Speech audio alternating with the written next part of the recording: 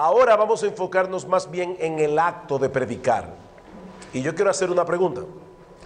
¿Existe alguna diferencia entre un ensayo y un sermón? Sí, ok. ¿Existe alguna diferencia entre un sermón leído desde el púlpito y un mensaje que se entrega en una comunicación directa entre el predicador y el auditorio? Ok. ¿Hay alguna diferencia entre dar una clase de escuela dominical, impartir una cátedra o predicar expositivamente las escrituras? Gracias. Qué bueno. Miren, hermanos, a nivel personal, este tema ha estado dando vueltas en mi cabeza y en mi corazón en los últimos años. Y eso por varias razones. Por un lado, yo soy predicador y yo quiero estar seguro de que lo que yo estoy haciendo en el púlpito es lo que Dios me ha llamado a hacer. Perdón. Al mismo tiempo, yo también soy un creyente que necesita predicación. Y de hecho, una costumbre que yo quisiera compartir y que animo a ustedes a que lo hagan es escuchar a otros predicadores. Yo trato de, por lo menos en la semana, oír 3, 4 predicaciones de otros predicadores. Obviamente yo no me soporto predicando, pero de otros predicadores a la semana. Es bueno oír a otros predicadores, pero en ese sentido yo he sido muy bendecido escuchando a otros predicadores, pero también puedo percibir en algunos casos que la línea que separa la predicación de otras formas de comunicación parece estar difuminándose en muchos púlpitos. A veces es difícil saber si el hombre que está detrás del púlpito está predicando o si simplemente está dando una charla de contenido bíblico. Así que vale la pena el esfuerzo de tratar de definir el acto de la predicación, no sin antes recordar que la definición es un verdadero desafío. Haddon Robinson tiene razón cuando él nos advierte que muchas veces destruimos lo que definimos. Él dice: el niño que hace la disección de una rana para averiguar qué la hace saltar, destruye la vida del animalito para aprender algo acerca de él. Bueno, predicar es un proceso vivo que involucra a Dios, al predicador y a la congregación, y ninguna definición puede pretender maniatar esa dinámica, pero igualmente, dice Robinson, debemos intentar una definición que resulte. Así que, hermanos, tratemos de entender cómo es que la rana salta sin destruir la rana. Eso es lo que yo voy a tratar de hacer. Tratar de entender cómo salta la rana, pero vamos a cuidarnos para no destruir la rana, no matar la rana. En la década de los 60, el filósofo canadiense de la teoría de la comunicación, Marshall McLuhan, acuñó una frase que se hizo muy famosa. Él decía: el medio es el mensaje. ¿Han oído eso? Esa frase, el medio es el mensaje. McLuhan nos está recordando en esa frase tan poderosa que el medio que nosotros escogemos para comunicar un mensaje afecta su contenido. Un pastor del siglo XIX, mucho antes de McLuhan, dijo: el modo es el asunto. El modo, la forma es el asunto.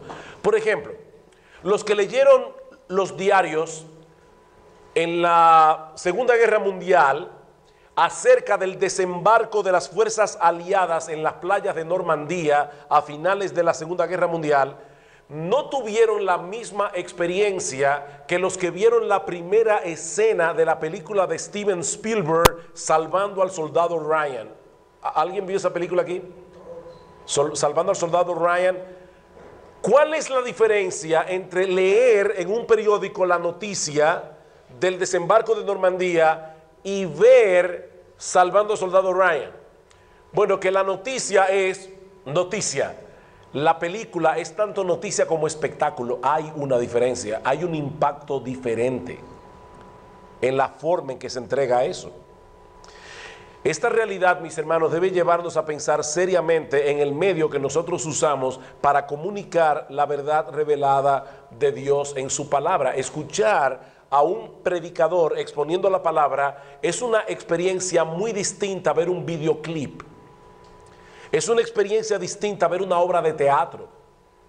Incluso es una experiencia diferente a leer un libro o un folleto evangelístico. Y con esto yo no estoy tratando de minimizar la página impresa. La Reforma Protestante se valió mucho de la página impresa. Pero yo voy a hacer un ejercicio ahora mismo aquí. ¿Cuántos de ustedes se convirtieron al Señor por leer un libro o un folleto evangelístico? ¿Cuántos de ustedes se convirtieron por oír predicación en una iglesia? Bueno, demostrada la tesis. Hay una diferencia. Dios ha escogido la locura de la predicación para salvar a los suyos. Así que, hermanos, la proclamación oral sigue siendo el medio por excelencia que Dios usa para salvar las almas y para fortalecer la fe de los creyentes. De miles y miles de personas que pueden dar testimonio de que se convirtieron a través de la predicación, encontraremos unos pocos que van a decir que se convirtieron leyendo un libro o un folleto. Y a veces me pregunto si esos pocos que dicen haberse convertido leyendo un folleto antes habían escuchado a un predicador. Decía el puritano inglés Thomas Watson: fue por los oídos que perdimos el paraíso y es también por los oídos que alcanzamos el cielo. ¿Cómo fue que Adán y Eva cayeron? Oyendo la serpiente. Y dice Watson: así mismo alcanzamos el cielo, a través del oído. Si la Biblia enfatiza la necesidad de oír, es porque presupone que sus siervos van a cumplir el mandato que se les ha dado de predicar la palabra. Hablamos de parte de Dios y delante de Dios, dice Pablo en 2 Corintios 2, 17. Y hermanos, no solo el mensaje que transmitimos, sino también la forma como lo hacemos debe enviar esa señal a la mente y al corazón de los que escuchan. Nosotros somos embajadores en nombre de Cristo, como si Dios rogase por medio de nosotros, llamando a los hombres a reconciliarse con Dios. Este año hay elecciones en mi país. ¿Ustedes creen que sería lo mismo si el 16 de mayo son las elecciones, el 16 de agosto es la toma de posesión del presidente que se ha elegido? ¿Ustedes creen que hay alguna diferencia entre un discurso presidencial como el que solemos ver en las tomas de posesiones a que nuestro nuevo presidente venga y hable a la congregación en ritmo de rap? ¿Qué les parece? ¿Qué pasaría si el presidente viene y dice: yo prometo que de ahora en adelante vamos a ver cambios en este país? O sea, ¿qué ustedes creen que pasaría? Él puede dar exactamente el mismo discurso, pero la forma en que lo está dando va a tener un impacto, ¿o no? Va a tener un impacto. De manera, hermanos, que la razón por la que la predicación surgió en los tiempos bíblicos no fue por el atraso tecnológico de aquellos días, es porque ese es el medio más apropiado para comunicar la naturaleza del mensaje. El Rey soberano del universo, que tiene derecho pleno sobre todas sus criaturas, nos encargó transmitir sus decretos. Como decíamos en la clase anterior, no estamos aquí negociando con los pecadores, estamos diciéndole: así dice el Señor. Escucha la palabra de Jehová. Esa es la señal que los predicadores enviamos al auditorio cuando nos colocamos detrás del púlpito para proclamar a viva voz el mensaje de la palabra de Dios. Así que la predicación es el formato más idóneo para mostrar la realidad de que el hombre no está en la posición de sentarse con Dios en una mesa de negociaciones. No, el hombre es un pecador que debe humillarse ante la voz de Dios. Y nosotros somos sus heraldos, que venimos a proclamar eso. Dice otra vez el puritano Thomas Watson: los ministros tocan a la puerta de los corazones de los hombres y el Espíritu viene con una llave y abre la puerta.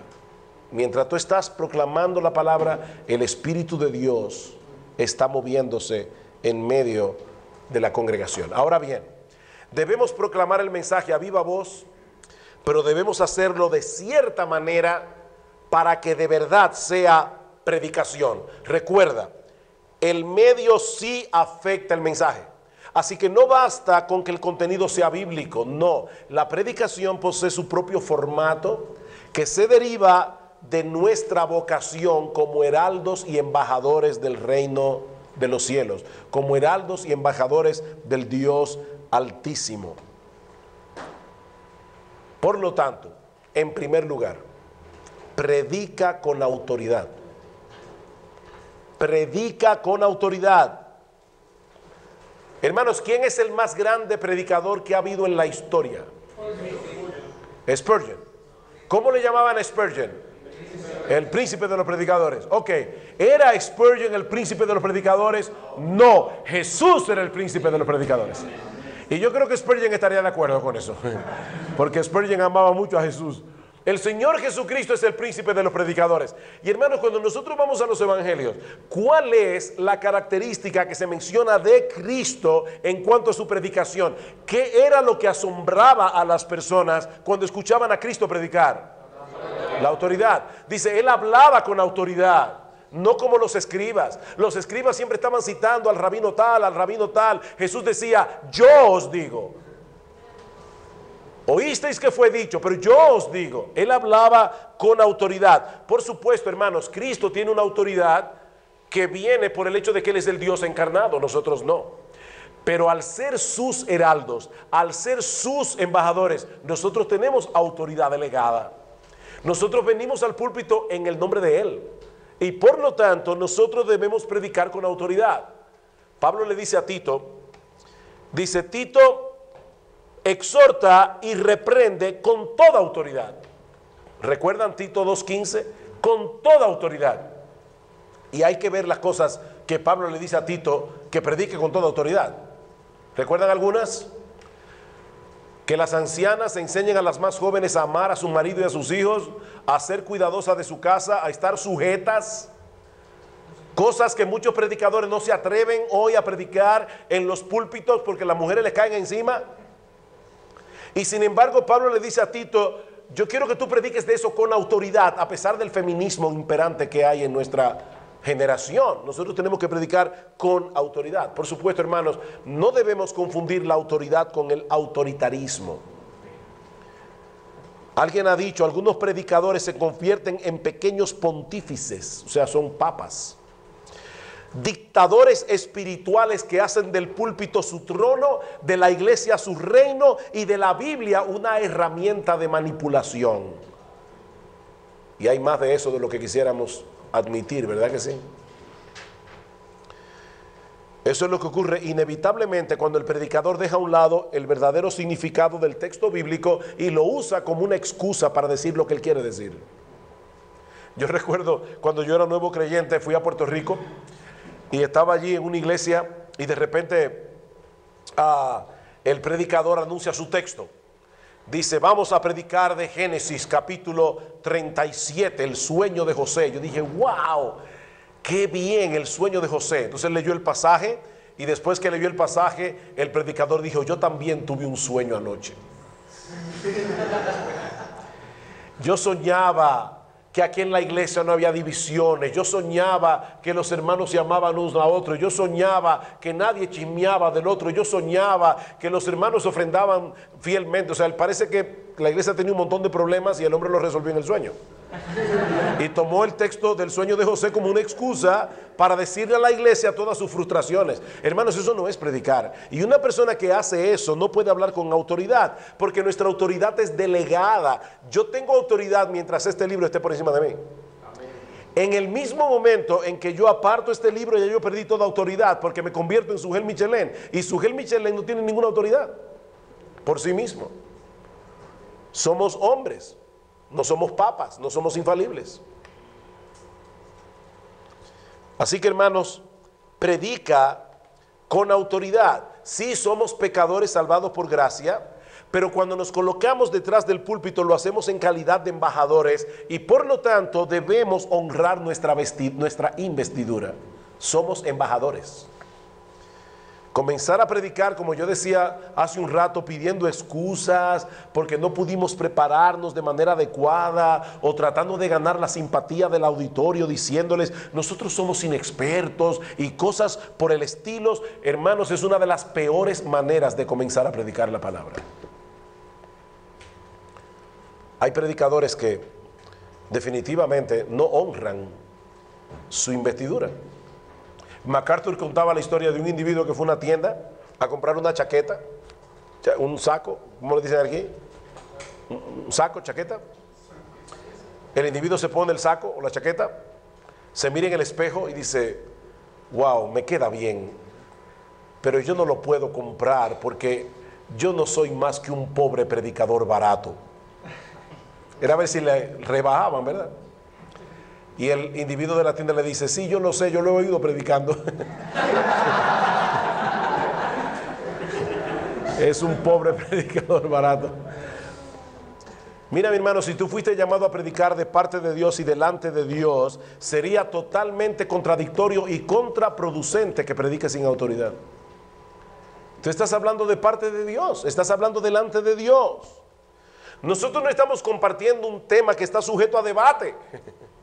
Si a través de una exégesis cuidadosa y meticulosa de las Escrituras, tú estás seguro de que eso es lo que enseña realmente la palabra de Dios, entonces predícala con autoridad. En segundo lugar, predica con denuedo.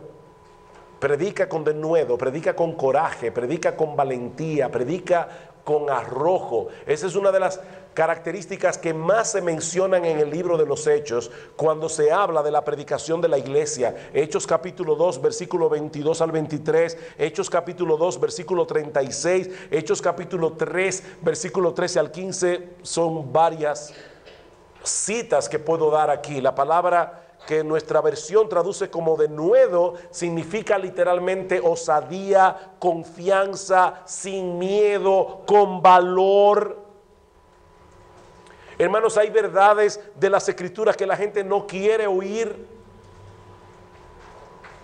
Hay personas que manifiestan una abierta hostilidad hacia la palabra de Dios. ¿Qué le dice Pablo a Timoteo? Timoteo, predica la palabra, redarguye a tiempo y fuera de tiempo, corrige, reprende, exhorta con toda paciencia y doctrina, porque vendrán tiempos cuando no van a soportar la sana doctrina, sino que teniendo comezón de oír, se amontonarán maestros conforme a sus propias concupiscencias. Ustedes están oyendo eso, las personas se van a amontonar maestros, van a buscar maestros que le digan lo que ellos quieren oír. Y Pablo dice, a pesar de eso, Timoteo, predica la palabra, aunque ellos no quieran oírla. Predica la palabra. Un predicador que no posea coraje, que no posea valentía de Dios, no va a poder predicar todo el consejo de Dios. Hay cosas que él no va a querer tocar en la iglesia, porque él no quiere ofender.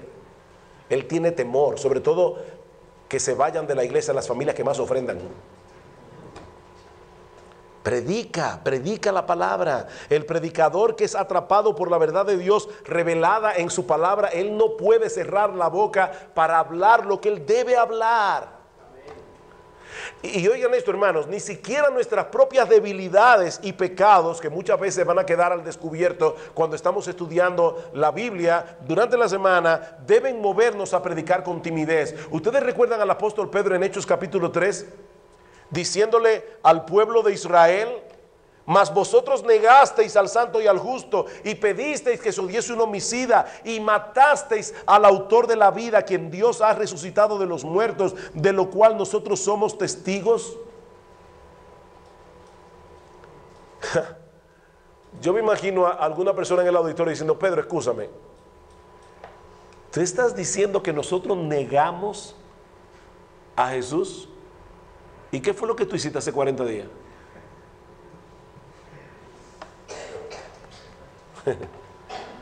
Pero ¿qué pasó con Pedro? Pedro negó a Cristo, lo negó cobardemente, vergonzosamente. Pero Pedro se arrepintió. Lloró amargamente su traición y Cristo lo perdonó. Y ahora este hombre, con toda autoridad, predicó la palabra de Dios al pueblo de Israel y le dijo: ustedes negaron al Señor, ustedes mataron al autor de la vida, ustedes son culpables. Predicó con autoridad. Predicó con autoridad. Dice Ted Donnelly: ¿dudaremos en aplicar el evangelio por nuestra propia indignidad? ¿Predicaremos más suavemente por miedo a que nos consideren arrogantes o más santos que el resto? ¿No es esto orgullo con una máscara de humildad? Mientras predicamos, solo una cosa importa: que el mensaje de salvación sea transmitido a aquellos que nos escuchan. No podemos permitir que nada interfiera con el impacto de lo que estamos diciendo. Predica con denuedo. Y luego añade Donnelly: sí debemos examinar nuestros propios corazones, debemos sentir profundamente el dolor por nuestro pecado, pero el lugar para esto es en lo secreto, no en el púlpito. El arrepentimiento profundo y la humillación del alma, si son genuinos, nos harán mansos y humildes. Nuestra actitud mostrará evidentemente si nos estamos poniendo a nosotros en un pedestal o no. Pero es un trágico error predicar tímidamente porque nosotros somos imperfectos. Eso es un trágico error. Cristo, nuestro tema, es perfecto, así que proclamémosle sin restricción. Queridos hermanos, un predicador dubitativo no es un predicador humilde, es un hombre sin convicción. Es un hombre sin convicción. Chesterton era un periodista inglés, era genial. Él fue que dijo: cuando vayas a la iglesia, quítate el sombrero, pero no la cabeza. Y Chesterton decía, refiriéndose a esto, él dice: esto es una dislocación de la humildad. Dice: hoy estamos padeciendo de una humildad traspuesta. La modestia se ha trasladado de la esfera de la convicción, de la esfera de la ambición, a la esfera de la convicción, donde nunca debería estar. Un hombre debería dudar de sí mismo, pero no de la verdad. ¿Oyeron eso? Un hombre debería dudar de sí mismo, pero no de la verdad. Pero estamos en vía de producir una raza de hombres demasiado modestos mentalmente como para querer en la tabla de multiplicar, dice Chesterton. Por fin, 2 más 2 son 4. ¿Sí o no? 2 por 2 son 4. Entonces di: son 4. No digas: yo son 4. Yo no sé. No, son 4.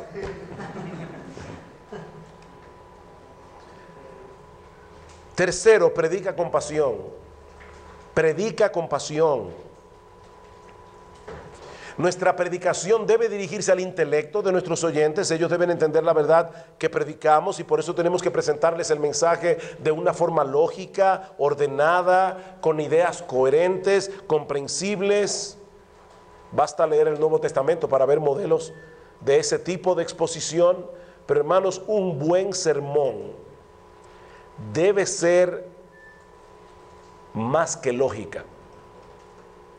Un buen sermón es lógico, pero debe ser más que lógica.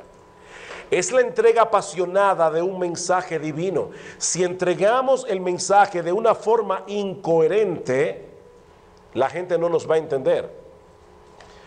Pero si lo entregamos sin pasión, si lo entregamos sin fuego, nuestros oyentes se van a preguntar: ¿y realmente él cree lo que él está diciendo?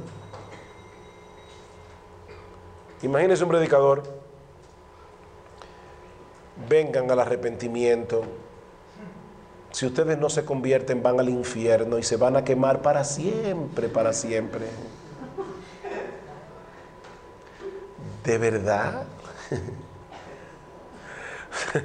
De verdad, hermanos, créanme, o sea, una persona predicando así va a convencer a la gente de que eso es verdad.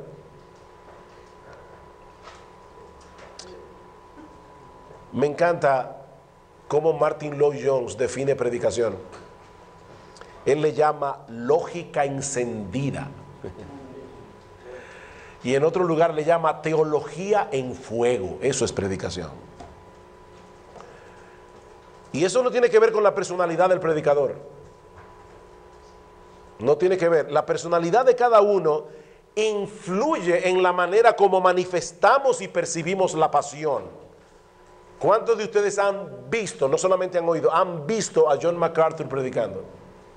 ¿Cuántos han visto a John MacArthur? Levante la mano. En video, sí, en video. Lo han visto, pero lo han visto. Ok. Pero lo han visto. ¿Cuántos de ustedes han visto en video a John Piper predicando? Ok. ¿Cuántos de ustedes creen que John MacArthur es un hombre apasionado con la verdad cuando predica? Que se le nota en la predicación. Apasionado con la verdad. ¿Tan pocos? ¿Cuántos de ustedes creen que John Piper es un hombre apasionado con la verdad? Y los dos son muy diferentes. Entonces, esto no es un asunto de personalidad, no es tampoco ahora comenzar a mover las manos. No, yo soy caribeño y yo predico como un caribeño. Pero eso soy yo. No todo el mundo tiene que manifestar la pasión de la misma manera. Eso no tiene que ver con la personalidad, hermanos.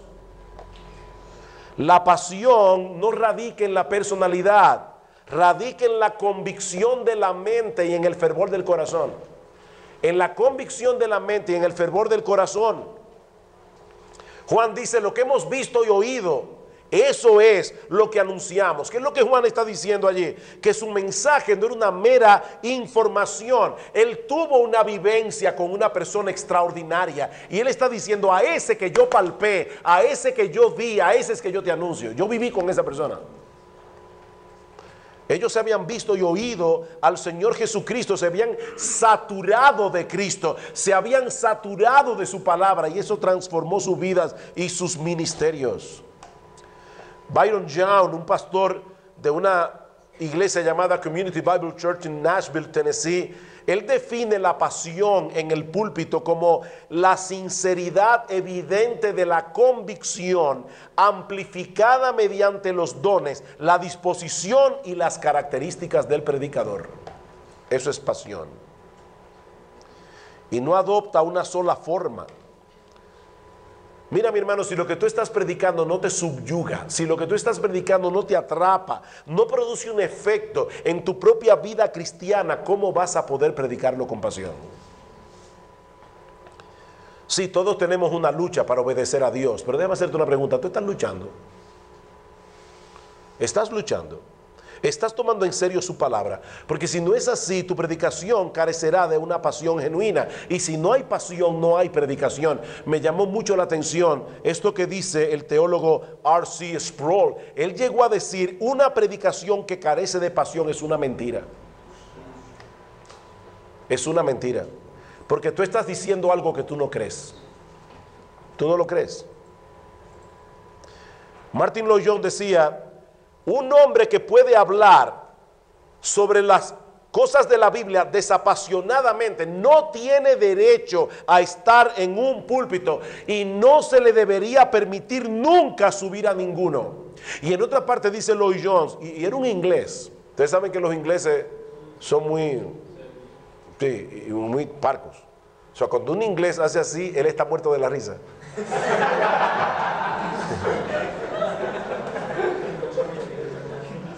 Y Lloyd-Jones manifestaba su pasión como un inglés. Te dan la mano así, como a 1 metro de distancia. Nosotros, por lo menos en República Dominicana, es hola, y te da un abrazo, y te zarandea. Yo no sé por qué la gente hace eso, pero zarandean a uno, porque somos así. Entonces va a ser diferente. Pero Martin Lloyd-Jones decía, yo diría que un predicador apagado es una contradicción de términos. Si es apagado, no es predicador. Con el grandioso tema y mensaje de la Biblia es imposible ser apagado. Este es el más interesante, el más emocionante, el más absorbente tema del universo. Y la sola idea de que pueda ser presentado de una manera apagada y aburrida me hace dudar seriamente de que el hombre culpable de presentarlo de esa manera haya entendido la doctrina que él pretende creer y que defiende. Eso dice Martin Lloyd-Jones. Alguien decía, el más grande crimen que un predicador puede cometer es predicar herejía. Pero el segundo crimen que le sigue a la lista es hacer que la fe parezca aburrida. ¿Oyeron eso? Hermanos, ¿cómo podemos comunicar con indiferencia el mensaje del amor de Dios a los hombres? ¿Cómo podemos contarles con indiferencia la historia de la encarnación del Hijo de Dios o hablarles de la muerte del Salvador en la cruz del Calvario? ¿Cómo podemos advertirles con indiferencia que escapen de las llamas del infierno? Y eso me lleva de la mano al próximo punto. Debemos predicar con urgencia. Debemos predicar con urgencia, y eso se desprende de lo que hemos dicho hasta ahora. Hermanos, ¿cómo ustedes creen que Pedro le dijo a los judíos en Hechos capítulo 2, versículo 40, sed salvos de esta perversa generación? ¿Cómo ustedes creen que fue eso? ¿Ustedes creen que fue, miren a ver, procuren, hombre, hagan su diligencia? No, Pedro está diciendo, judíos, esta generación es malvada y por causa de su maldad será destruida. Escapen cuando todavía hay tiempo para escapar. Eso es lo que Pedro está diciendo. Era urgente. Hermanos, nuestros oyentes, al igual que nosotros, nos encaminamos con paso seguro al día del juicio, y en ese día solo van a escuchar uno de dos veredictos: o vida eterna o condenación perpetua. Esto es urgente. La predicación, decíamos hace un rato, no es un fin en sí misma. No tiene como meta que la gente opine que fue un hermoso discurso o que fue una buena exposición bíblica. Tampoco es mero traspaso de información. Estamos tratando de persuadir a los hombres y no sabemos por cuánto tiempo más tendremos la oportunidad de hacerlo. Yo me sentí muy impactado cuando el pastor Joel Vicky dijo ayer que su papá murió en el púlpito. Eso es serio, hermanos. O sea, tú puedes llegar al púlpito y antes de predicar tu sermón morirte de un infarto. Y nosotros no sabemos cuándo eso va a pasar. Por eso es que Richard Baxter decía, nosotros predicamos como hombres moribundos a hombres moribundos. Cada sermón que tú predicas el domingo puede ser tu último sermón. O puede ser que haya alguien allí que está oyendo por última vez un sermón tuyo. Somos hombres moribundos predicando a hombres moribundos. Déjame hacerte una pregunta. ¿Tú crees que existe alguna diferencia entre el hombre que da una charla sobre el suicidio y trae todas sus estadísticas y explica las diversas maneras en que la gente se quita la vida, a aquel otro que está tratando de persuadir a un individuo que ya tiene la pistola con el cañón metido en la boca? ¿Hay alguna diferencia? Claro que hay una diferencia. Tenemos un mensaje urgente que comunicar, el más urgente de todos los mensajes. Y no sabemos por cuánto tiempo más tendremos la oportunidad de comunicarlo y nuestros oyentes de escucharlos. Así que prediquemos como hombres moribundos a hombres moribundos. Por otra parte, predica con compasión. Predica con compasión.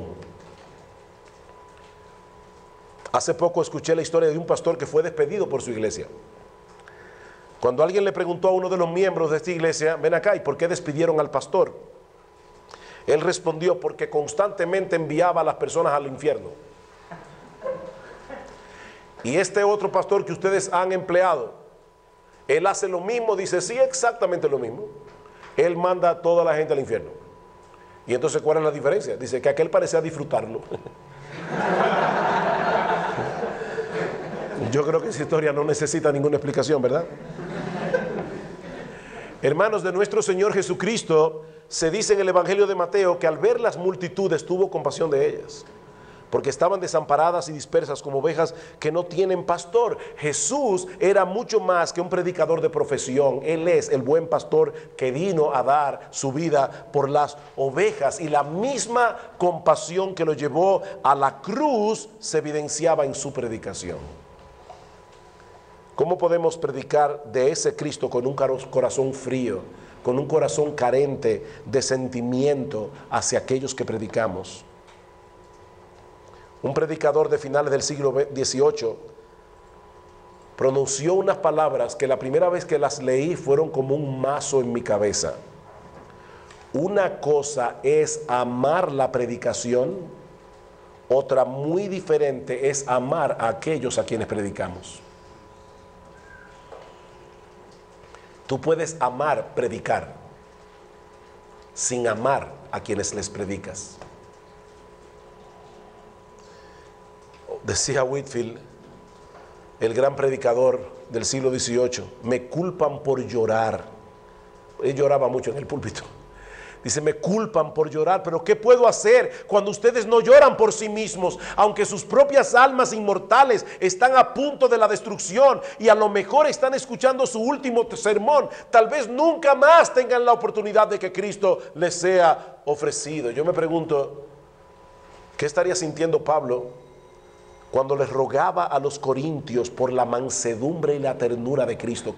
¿Qué estaba sintiendo Pablo cuando escribió esas palabras? O cuando le decía a los gálatas, hijitos míos, por quienes vuelvo a sufrir dolores de parto hasta que Cristo sea formado en vosotros. Y hermano, yo le digo con vergüenza cuánto yo quisiera experimentar más de ese sentimiento. Porque a veces cuando voy al púlpito les ruego, Señor, Señor. Aún cuando venía para acá, para Colombia, yo estaba muy cansado y había tenido un virus de gripe. Yo sé que a veces las dolencias del cuerpo afectan el alma, pero yo llamé a una persona y le dije, por favor, y se lo dije a mi esposa, ora por mí, voy a predicar la palabra en Colombia y estoy sintiendo una terrible apatía en mi corazón. Hermanos, eso es terrible. Uno debe orarle al Señor y uno siente a veces eso, apatía. Nunca le crean a nadie que diga, no, yo siempre estoy en victoria. Eso no es verdad. Los cristianos experimentamos muchas cosas.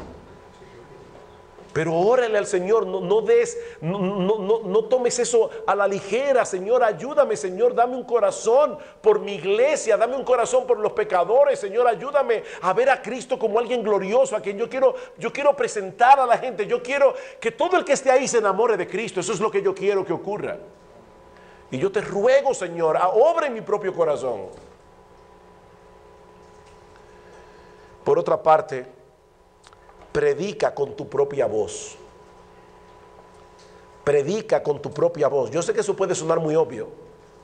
Y que alguien puede decir, claro que debo predicar con mi propia voz. ¿Con cuál otra voy a hacerlo?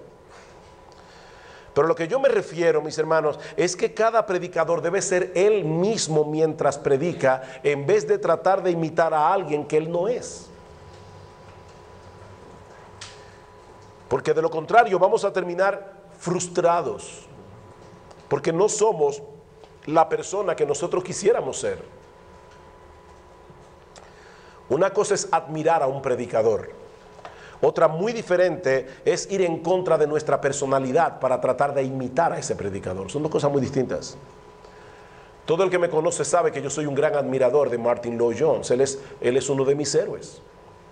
De hecho, es mi predicador favorito muerto, porque tengo varios predicadores favoritos vivos. Pero mi predicador favorito muerto es Martin Lloyd-Jones, sin lugar a dudas. De hecho, yo creo que Martin Lloyd-Jones ha impactado mi predicación en una forma más profunda de lo que yo mismo soy capaz de percibir. Pero hermano, yo no soy galés, yo no soy médico de profesión, ni estoy ministrando en la ciudad de Londres. Y tampoco soy Martin Lloyd-Jones. Si yo tratara de predicar como Martin Lloyd-Jones, en vez de tener el impacto que él tuvo, yo terminaría siendo la caricatura patética de un gran predicador. Ahora, pues claro, puede ser que yo sea patético sin tratar de imitar a Lloyd Jones como quiera, pero aquí hay otro más seguro de que termine siendo un patético predicador. Decía Buddy Buchan, un gran predicador de Texas, el aspecto más importante del estilo de un predicador es la autenticidad. Cuando empecé a predicar, yo pensaba que mi estilo debía encajar en una categoría determinada. Como resultado de ello, yo imitaba a mis predicadores favoritos y estaba reinventándome todo el tiempo. Finalmente tuve que encontrar mi propio estilo y mantenerlo. Esto suponía que había una cosa menos que tuviera que fabricar, decía él. Ya no tengo que seguir fabricando mi personalidad. Oigan esto, hermanos, tenía que darme cuenta de que Dios me había dado una personalidad única y que pretendía usarla de maneras únicas. ¿Oíste eso? Dios te dio una personalidad única y Él te va a usar a ti con la personalidad que Él te dio. Pablo le dice a Timoteo que él debía ocuparse de tal manera en el ejercicio de su don como predicador que su aprovechamiento sea manifiesto a todos. Pero cuando Timoteo mejorara, él iba a ser Timoteo mejorado, no Pablo. Iba a seguir siendo Timoteo. Sinclair Ferguson dice: no debemos convertirnos en clones. Algunos hombres nunca llegan a crecer como predicadores porque el traje de predicador que han tomado prestado no les sienta bien o a sus dones. Es muy conocida la definición de predicación que dio Philip Brooks, un norteamericano, predicador del siglo XIX. Él decía: predicación es la verdad a través de la personalidad. La verdad a través de la personalidad. ¿Sabe lo que va a pasar cuando tú trates de imitar a otro predicador? Que inevitablemente vas a sonar fraudulento. Porque es una actuación lo que estás haciendo. Una actuación fraudulenta. Un predicador que carece de integridad nunca llegará a ser un predicador eficaz, porque nunca podrá predicar en el poder del Espíritu Santo. No sé cuántos de ustedes han oído hablar de Matt Chandler. Matt Chandler, de Village Church. Él dice, esto me chocó. Él dice que eso es un pecado. Cuando un predicador trata de imitar a otro, Chandler dice eso es un pecado. Él dice: hay que tener un corazón malvado e ingrato para decir yo quiero que ese sea mi papel o yo quiero que esos sean mis seguidores. El corazón malvado no corre la carrera que le ha sido señalada, ni está cómodo con lo que Dios le ha llamado a hacer. Tampoco está cómodo con el modo en que Dios lo ha hecho. Dios te hizo a ti de cierta manera. Por supuesto, hermanos, hay elementos que son comunes a la buena predicación. La interpretación del pasaje es correcta, la entrega es clara y sencilla, las aplicaciones son adecuadas. Toda buena predicación va a tener eso, pero a través de la personalidad de un individuo. Y por eso no todos los predicadores van a sonar iguales. Bien, hermanos, luego de haber dicho todo eso, ¿qué es predicar?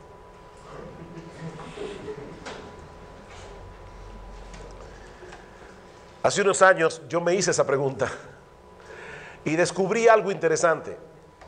La mayoría de los libros de homilética no definen la predicación. Definen el sermón, pero no definen qué es el acto de predicar. Y eso fue una gran lucha para mí. Bueno, después de luchar y luchar y luchar y leer y leer y leer, he aquí la definición de predicar que yo les propongo. Es la comunicación en forma de discurso oral de un mensaje extraído de las Sagradas Escrituras por medio de una exégesis cuidadosa, transmitido con autoridad, convicción, denuedo, pasión, urgencia y compasión, a través de toda la personalidad de un hombre redimido, llamado y cualificado por Dios, bajo la influencia y el poder del Espíritu Santo, para la gloria de Dios en Cristo, para la salvación de los pecadores y la edificación de los creyentes. Eso es predicar. Eso es predicar. La predicación es proclamación, no puede ser menos que eso, pero es mucho más que eso. Es un monólogo, pero no es un mero discurso. Contiene enseñanza, pero es más que una cátedra, no es una clase de escuela dominical, no es una charla bíblica. Intenta ser persuasiva, pero nunca manipuladora. Es una forma muy particular de comunicación que involucra todo nuestro ser mientras hablamos a los hombres delante de Dios y de parte de Dios. Es por eso que Lloyd Jones, cuando llegó a Westminster Chapel para ser pastor allá en Londres, el púlpito estaba lleno de cosas. Él dijo: quiten todo eso, yo quiero que la gente me vea y que me vea el cuerpo entero cuando yo predico, porque yo predico desde los pies hasta la cabeza. Había un púlpito, claro está, pero el punto es, hermanos, cuando un predicador predica con los ojos, predica con la boca, predica con todo lo que él tiene. ¿Cuántos de ustedes han oído el relato de la conversión de Charles Spurgeon? ¿Cuántos han leído ese relato? Varios. ¿Cuántos no lo han leído? No lo han oído. ¿Cuántos no han oído la conversión de Charles Spurgeon? Es que yo creo que ese relato que está en la autobiografía de Spurgeon ilustra tan bien lo que nosotros hemos descrito aquí hoy. Spurgeon tenía 15 años de edad, había caído en una condición muy angustiosa. Él sabía que no era creyente, al mismo tiempo estaba muy confundido porque él no entendía lo que significaba ser salvo. El domingo 6 de enero del año 1850, Spurgeon iba a ir a oír a su padre predicar, pero cayó una nevada tan fuerte que su mamá le dijo: hijo mío, no vayas a esa iglesia, vete mejor a esta pequeña capilla metodista que está aquí cerca en la localidad. Así que Spurgeon ese enero, bien frío, se dirigió a esta capilla metodista, y para colmo de males, el pastor que iba a predicar en la capilla parece que tampoco pudo llegar debido a la fuerte nevada. Así que allí habían como unas 12 personas reunidas y Spurgeon.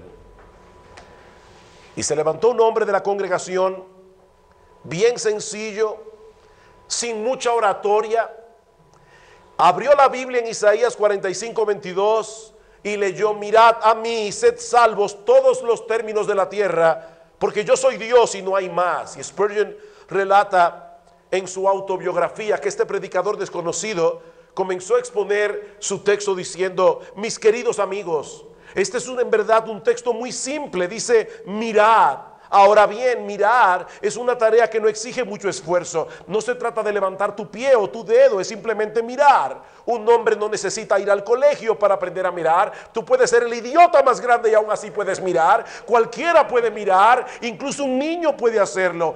Pero entonces el texto dice: mirad a mí. Muchos están mirándose a sí mismos, pero no tiene sentido mirar hacia allí. Nunca encontraréis consuelo en vosotros mismos. Jesucristo dice: mirad a mí. Algunos de vosotros decís: estamos esperando que el Espíritu Santo obre en nosotros. Ese no es el punto ahora. Mira a Cristo. El texto dice: mirad a mí. Y luego siguió diciendo: mirad a mí que estoy sudando grandes gotas de sangre. Mirad a mí que estoy colgado en una cruz. Mirad a mí que he muerto y he sido enterrado. Mirad a mí que resucité. Mirad a mí que ascendí a los cielos. Mirad a mí que estoy sentado a la diestra de Dios. Oh pecadores, mirad a mí, mirad a mí. Y dice Spurgeon que cuando el hombre llevaba ya 10 minutos exponiendo el texto de esa manera, puso su vista sobre Spurgeon y le dijo: joven, pareces muy miserable.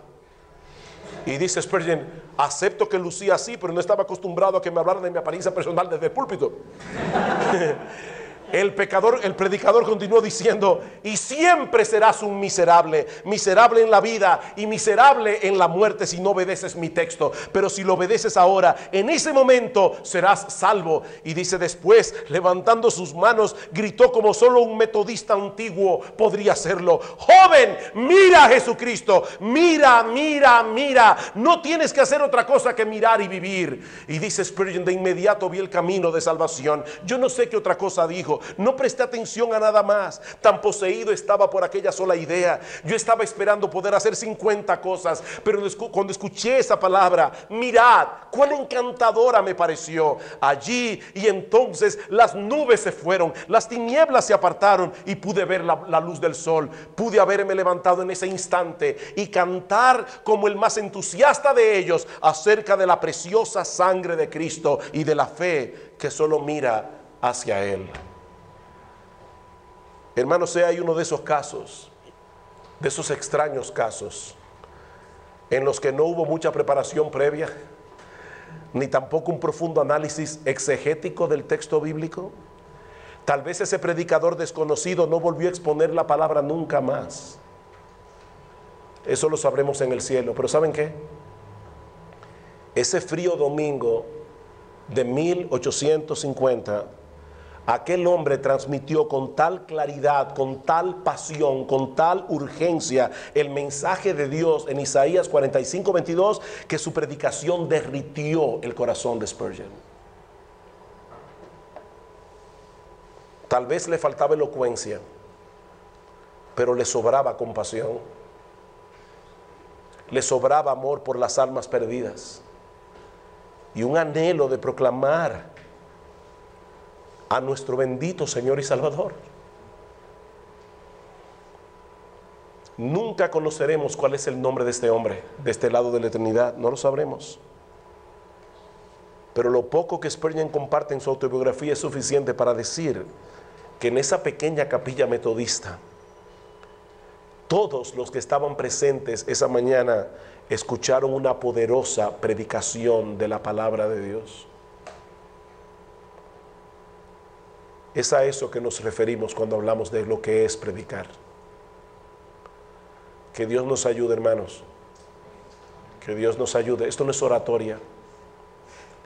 Esto es un corazón encendido en fuego. Vamos a orar.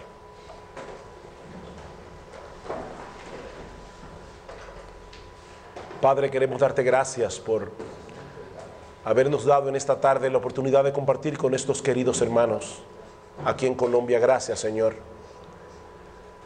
Oh Padre, pero al escuchar estas cosas, decimos como Pablo, ¿quién es suficiente?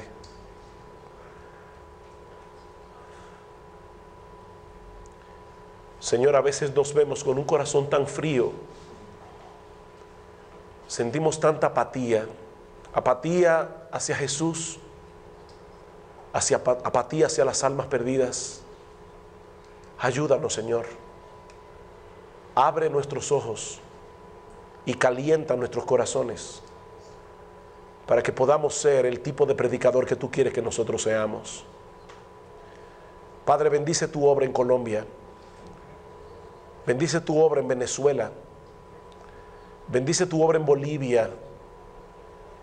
Bendice tu obra en República Dominicana. Bendice tu obra, Señor, en cada uno de los países representados aquí.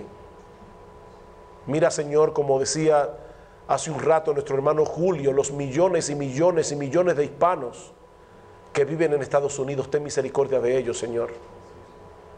Oh Padre, ayúdanos a ser fieles a ti. Ayúdanos a ser fieles a la encomienda que tú nos has dado. Y Señor, si en esta habitación hay hombres a quienes tú has llamado a predicar, úngelos con tu Espíritu Santo. Y ayúdalos a amar a Cristo, Señor. Ayúdalos a amar las almas perdidas. Ayúdanos, te necesitamos, Señor. En Cristo nuestro Salvador. Amén. Amén.